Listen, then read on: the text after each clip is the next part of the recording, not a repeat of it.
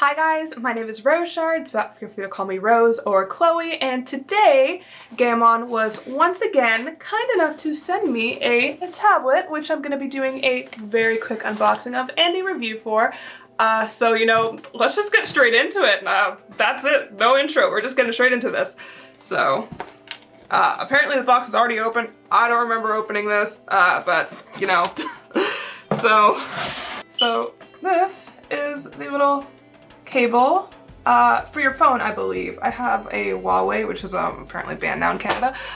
So I'm gonna be drawing with my Huawei because you can connect it to your phone, your Android devices only, not Apple.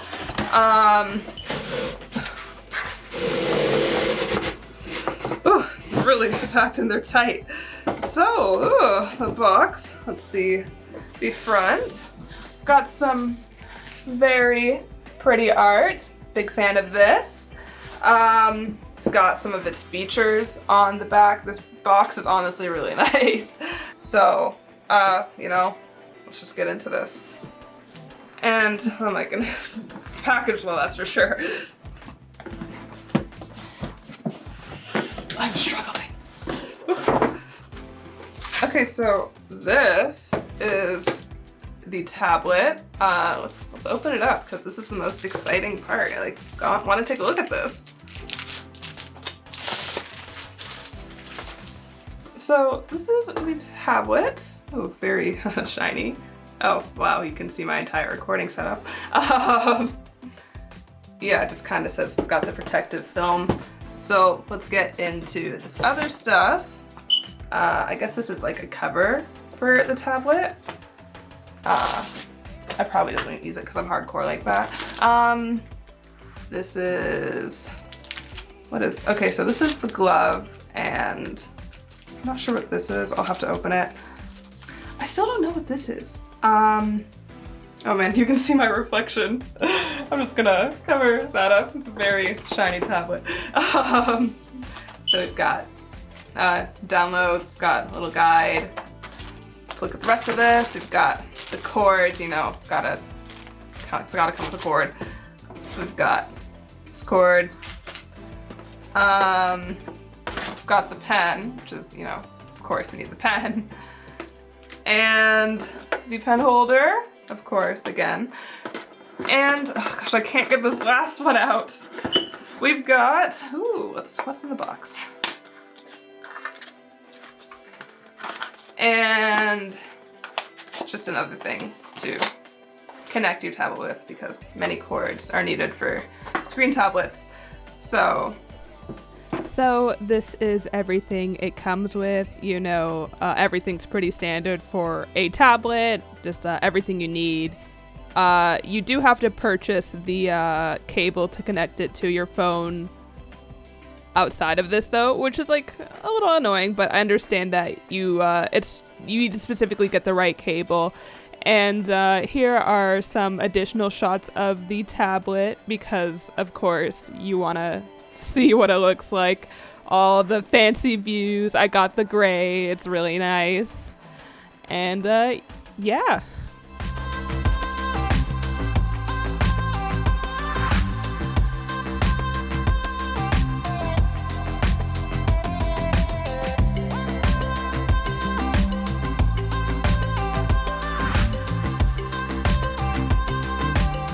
So, on to the speed painting portion of the video. I wanted to draw Spooky from a little while ago, and so I thought now would be the perfect opportunity to draw him. I'll talk more about him later, but firstly, let's do the actual review portion of the video. Honestly, I was quite happy with the quality of the PD1320. I've collaborated with Gaomon before, and as much as I love my PD1560, I can definitely say there is some clear improvement with this product. It genuinely felt great to draw on, and the design is pretty nice. It's super sleek, lightweight, and portable. I'm gonna go over a list of what was mentioned to me in my conversations with Gaomon, and then I'll kind of share my thoughts from there.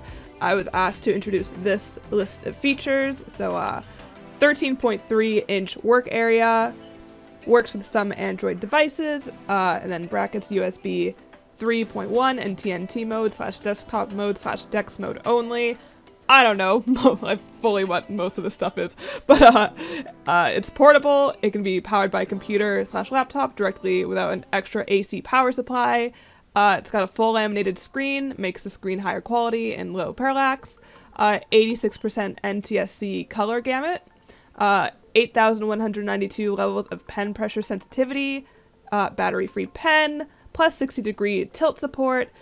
There's a headphone jack on the PD1320, so you can listen to music while drawing. It can connect to a Nintendo Switch via full-featured Type-C cable. It comes with a leather monitor, stand, and cover, and the color is charcoal gray. And of course, there are more details about the tablet on their website and Amazon page, but these are just the key features. Without further ado, let's get into my thoughts on each of these points. So, the 13.3-inch work area. This is a pretty decent size for both beginners and even some professionals. The smaller size makes it a really good option for travel, especially because of how thin and light it is. The leather cover it comes with also protects the screen if you have it in your bag with other stuff. I personally prefer to work on larger surfaces, but this size is perfectly acceptable and even ideal depending on what you're looking for. You can also get this tablet in an 11-inch as well. Secondly, works with some Android devices. I tested this with my Huawei P30, well, I still can, and it worked great. There was really nice pen pressure, as you can see, and you don't need to install a driver or anything to get it to work right off the bat. You just plug it in and it works. I thought you needed to have it plugged into an outlet as well, but that is just not the case. Sometimes it glitches out if you unplug something or turn off your phone while the tablet is still connected, but you just need to turn it on and off to get it to work again. Also, if you're cool like me, you can use it to play Geometry Dash. But yeah, it works really well with my phone, so that makes it even better for travel if you don't want to carry a laptop or anything. The only thing is, since you don't install a driver, you also can't adjust the sensitivity as far as I'm aware, but you know, I had no issues with the sensitivity, so hopefully it would not be an issue for any of you guys either. It's portable. It can be powered by a computer or laptop directly without an extra AC power supply. And as I said, this tablet is definitely a good option for travel for these reasons. It's honestly pretty thin for a screen tablet, and you know, most tablets without a screen aren't much thinner than this, honestly.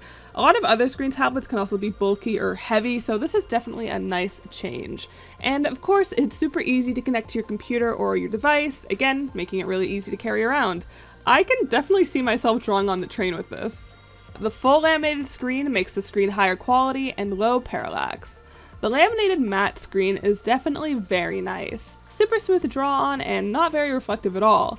I am very easily distracted by reflections on my screen, so it was nice for that not to be a problem. From my experience, I did find that the screen was pretty high resolution for a tablet of its size, but sometimes when I'd really blend out or blur something on Photoshop, it looked a little pixelated. I know some of this is Photoshop's fault, and I know there are ways to combat this, but I felt it was more noticeable when I was working with this tablet. Ultimately though, it was not really a huge hindrance to my experience. It's got 86% NTSC color gamut. This is for sure an improvement from the 72% Gaomon's other tablets had, and right off the bat, I can notice the colors were just so much more accurate. While I was able to adjust the colors for my other ones, I just couldn't get it 100% right. So 86% is definitely much easier to work with. I still find some colors were more off than others, such as blues and purples, compared to warmer tones where there was hardly a difference at all, but you can of course adjust the screen settings to get them more accurate and calibrate them with your main monitor as much as possible. 8,192 levels of pen pressure sensitivity. Pressure was great as usual. This level of sensitivity is standard in the tablet business now, but what really stood out to me was how much you could actually customize the sensitivity on this. It's definitely much more advanced than other Gaomon products I've used, and even more than like every other tablet I've used. Granted, I'm sure there are other, you know, advanced options for other tablets as well, but you can just really fine-tune this one to fit with your drawing style. I really liked this. We've got the battery-free pen. Of course, battery-free is always great. It's annoying to want to go to draw just to realize you forgot to plug in your pen, so I really do recommend going battery-free whenever possible. I've got the 60-degree tilt support. Tilt support was good. Honestly, it's something I've never really had an issue with for any tablet I reviewed, so I don't really comment much on it. I wouldn't be able to say it's better or worse, but it's for sure good. No problems at all that I'm aware of. And there is a headphone jack on the PD1320, so you can listen to music while drawing. And to that I say, indeed there is. Yes, you can plug your headset into the tablet to listen to your music, but honestly, I just have to wonder why. I mean, it's not necessarily a bad idea, but it's not really required. I also find that the audio quality isn't nearly as good as when my headset is plugged directly into my computer, and that music also won't play unless your tablet screen is on. There's also some background fuzz even if I'm not playing anything, which is definitely irritating. If you absolutely had to use it, you could, but I don't feel this will be a common want, really. I mean, it doesn't take away from the experience at all, so I can't really consider it a con, but it just has no reason to be here, especially when the audio quality is worse. I can connect to a Nintendo Switch via full-featured Type-C cable. I don't have a Switch, so I can't test this, unfortunately, but if this would be of any use for you, I'm sure it would work just fine. I would probably look up a demo if possible. Comes with a leather monitor stand and cover. This is a nice little thing to be included. Again, it helps protect your screen, and it doubles as a little stand. I personally don't have a use for it as a stand, but I can see why some of you guys would. And finally, the color is gray. Again, indeed it is. The gray color is honestly very nice to look at. Looks nicer than your standard all black tablet anyways.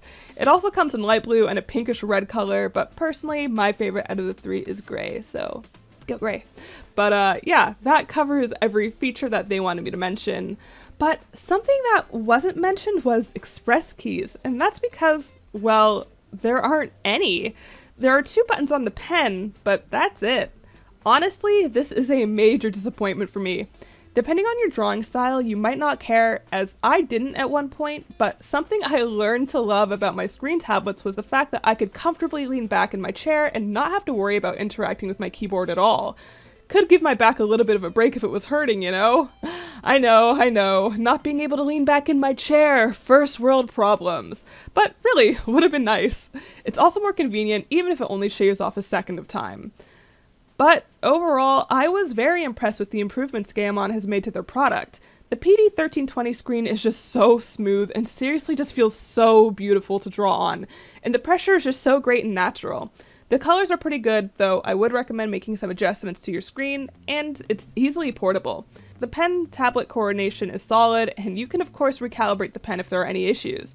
And while in recent years there has been a pretty big increase in cheap, affordable tablets online, I still find that Gaomon offers their products at a great price point, the PD1320 being about 320 USD on Amazon. Much better pricing than Wacom at least, which is not even worth it anymore at this point. I'd personally recommend the PD1320 to anyone on a budget, beginners, students, and professionals who want something easy to carry with them on their travels, maybe while leaving a larger setup at home. Again, huge shout out to Gaomon for sending me this product. It was great to test it out. Really enjoyed this one. If you're interested, there will be purchase links in the description of the video, and Gaomon currently has a promotion where you can save 60 USD, so it makes the deal even sweeter. And now that we're finished with the review, let's move on to Spooky, which, if you're new here, is the character I'm drawing.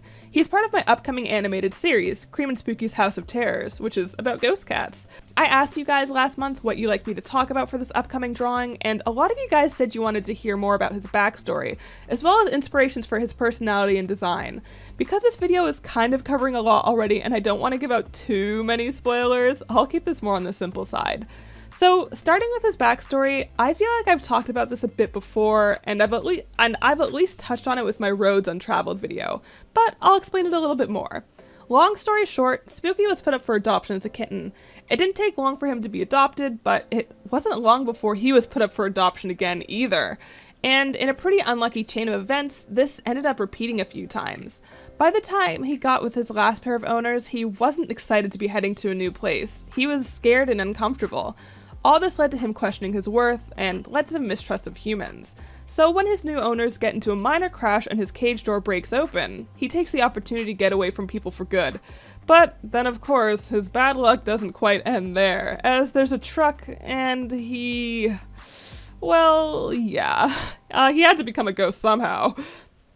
I'm not going into a lot of detail, but that's the gist of his backstory. After that, he meets Cream and the two become friends, and that's when the present story of Cream and Spooky picks up. Because of the scale of the series, I was actually considering doing an animated short film or even a small mini-series focused on the backstory of Spooky, Cream, or both. I think it would be a good way to really test out the style of the series some more. It would be a good way to test out working with a team and, you know, all that kind of production stuff. It'd really help with preparing for the actual series, which I'd realistically like to have as few mistakes as possible. So I figure between The Wolf Next Door, my other upcoming miniseries, and the potential animations I mentioned focusing on the character backstories, I'd have hopefully learned a lot about what it takes to manage a big project like this. Plus, it would be nice for you guys to learn a little bit more about the characters and get more hyped for the actual project. As for Spooky's character inspirations, I definitely feel like I spoke about this, but it would have been pretty long ago, so here we go again. His design is obviously really simple. He's just a black cat with some bits of fluff. At the time I designed him, he was supposed to be a Bombay cat and Cream a Maine Coon, but I've kind of strayed away from the idea of them having specific breeds because it doesn't really matter in the grand scheme of things. But anyways, more importantly, he was kind of based on like scaredy cat Halloween stuff. I don't really know how to word that or explain that, but like black cats obviously have a big connection to scary stuff. And I'm sure you've all seen a Halloween prop or like a Halloween drawing of a black cat with its back arched, fur bristling, either hissing or looking frightened. And since this series is about ghosts and mysterious stuff, I thought it'd be pretty interesting to kind of base his design off of that, even though it is simple. I think it works though, considering the simpler the better for an animated series, especially on a budget. As for his personality also kind of ties into the whole scaredy cat thing. He's definitely much more cautious than Cream, though he kind of learns to push his fear aside in certain situations. But his initial response to a lot of stuff is definitely fear. He's very easily startled. He also doesn't have much confidence due to the backstory stuff I mentioned earlier, also kind of making him more nervous and such. Spooky was always supposed to be more of the calm, rational one, whereas Cream was a lot more reckless and fun. Back when I first created the concept, there was no mystery or anything. The series was purely episodic and supposed to be more lighthearted, so back then Spooky didn't have as many moments of bravery and didn't have a huge desire to solve things.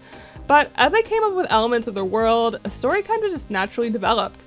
There was a point where I felt the episodic idea was just too plain to captivate people, and since I've always loved mysteries and plot twists, I decided I'd turn Cream and Spooky into a mystery series. I mean, it kind of fit. The idea that ghosts are seen as scary and unknown, but in reality, even they're afraid and unsure of things. I thought it was interesting. So naturally, Spooky became a character that was more interested in studying things, solving things, you know. Made much more sense for it to be Spooky instead of Cream, who was always more fun, naive, and sensitive. Honestly, his main personality hasn't changed much at all over the years. It's mostly just smaller details that have changed. I'm still finalizing stuff now. So yeah, that's kind of it for Spooky's backstory and character inspirations. Hopefully you guys found it at least a little interesting. I know I've said this many times, but I really am so excited to work on this project for you guys, even through all the delays and changes it's gone through. But every day, I feel like I'm getting much closer to a project that I'm truly proud of, and hopefully by the end, the wait will have been worth it. If you guys are interested in supporting the series at all, you can check out my Patreon or my Redbubble. My patrons actually got to pick the background for this piece. Or if you can't afford that, no worries, simply watching or even sharing my videos helps a ton too. Anyways, time to wrap this whole video up. I drew this piece without altering the tablet's colors at all, and for the most part, it turned out pretty accurate. It definitely ended up being much darker though on my main monitor, but of course you can just brighten your PD1320 screen in the settings, so no big deal there. Again, I found drawing with this tablet really nice. It just feels so natural. I think this is a really good option for a lot of people. Again, check out the description if you're interested in getting one for yourself.